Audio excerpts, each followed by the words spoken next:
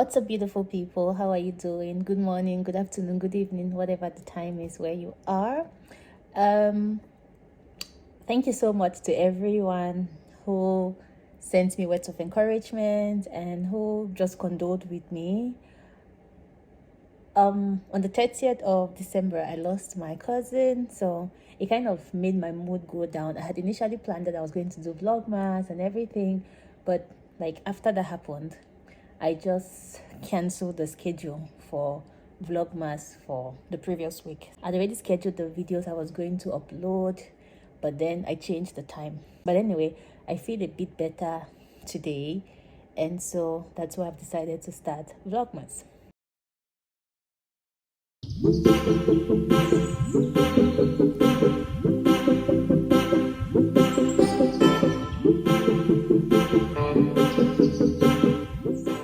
What's up, beautiful people? Welcome again to my channel. This is day 4 of quarantine. It's currently 11:41 now. I slept around 2 p.m. and then I woke up at 8:30 and I'm up till 11. But today I'll try to ensure that I sleep from, let's say, 12:31, so that I can start setting my system to adjust to the time. Currently dealing with jet lag. I sleep irregularly, so on day 3 I slept in the afternoon, and then also today, day 4, I also slept in the afternoon, so my body is still gradually trying to adapt.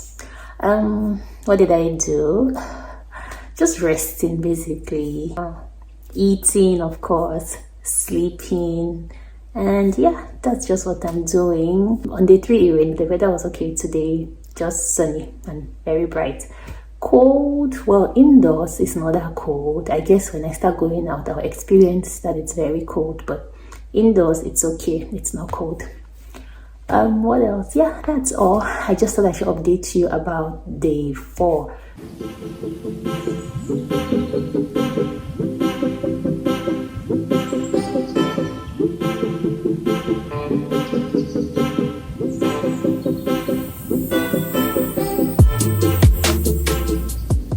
What's up, beautiful people? How are you doing? Good morning, good afternoon, good evening, whatever the time is where you are. It's currently 1:30 where I am. Today is day 8. I did the self test today. So what I did first of all was that in the morning when I woke up, I took an appointment with the lab. I went on the website and I booked to have a health personnel assist me through with the process, and then when it was time, I joined the meeting. It was on Teams. I joined, and then the health personnel was there as well. She was very helpful. She really gave me a step-by-step guide on how to go about it, made the process easy and less stressful. I think if I had to do it by myself, it would have been probably a little bit difficult, because you had to maybe fill this document here, stick this label here, and just do different things. So the fact that she was there to help was really very helpful. So I'm done now with it. Her directions were that when I'm done, I put it in the refrigerator, which is exactly what I did. So I finished, put the sample in the refrigerator, and then for the lab that I used, or the lab that was given to me, you have to call FedEx.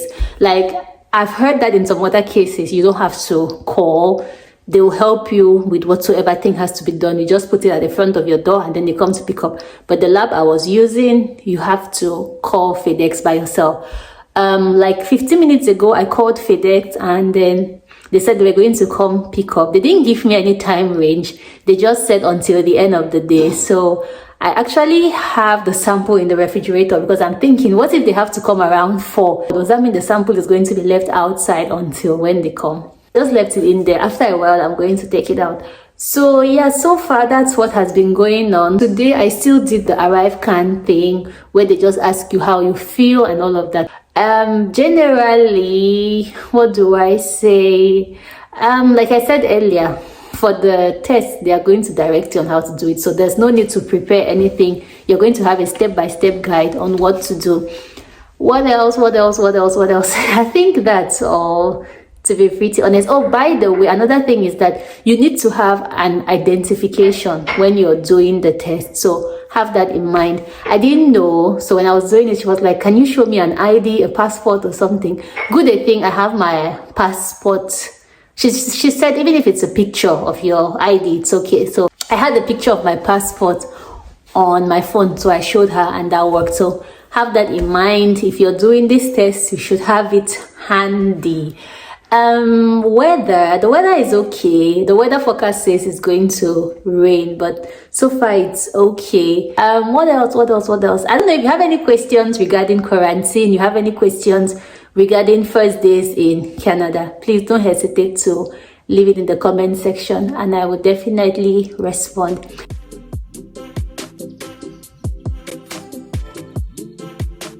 Hi people, what's up people? How are you doing? Hope you're great. Hi people, how are you doing? Welcome again to my channel. Your girl is excited. Do you know why? Guess. I'm going to give you time to guess. Going 1, going 2, going 3, and that's all. Your girl is out of quarantine. Yay! Rejoice with me. In fact, let's pop bottles. Let's pop something.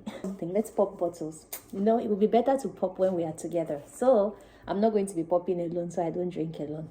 But guys, I'm out of quarantine. Quarantine seemed so long.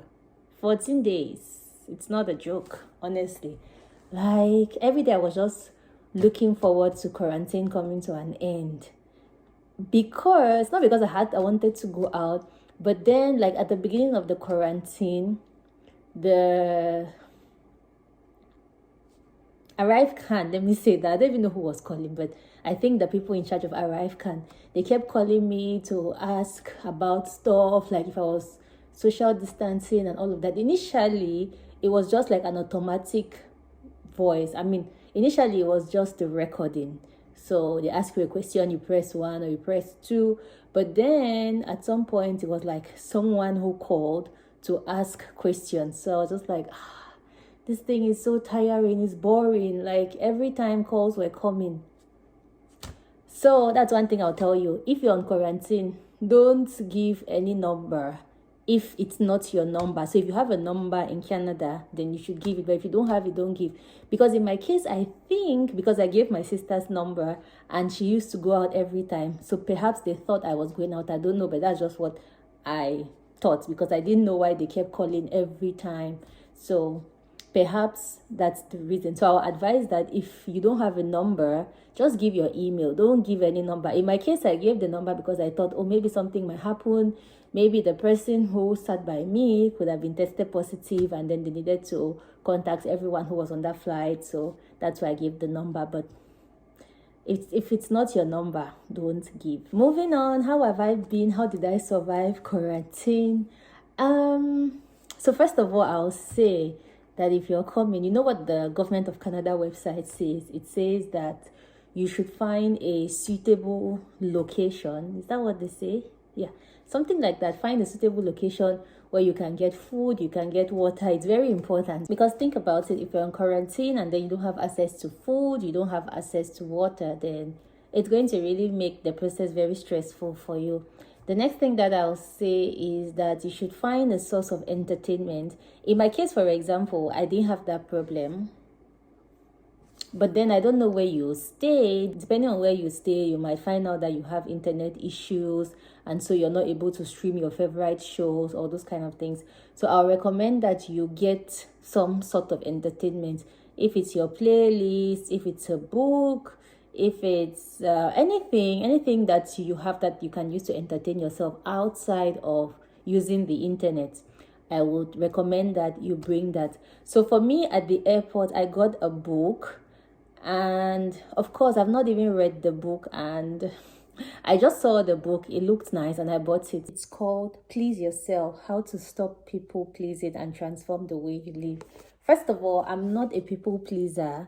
The only reason why I got this book is because I just think this kind of books, like motivational books, self-help books, are always important. And I mean, it's always good to know how to please yourself, whether you're a people pleaser or not. So my point is that you should just get something that you can use to entertain yourself in the absence of the internet, because these days we rely on the internet so much. So if you can get something that you can use to entertain yourself outside of the internet, then it's important. Next thing I'll say is bring snacks or food from your country.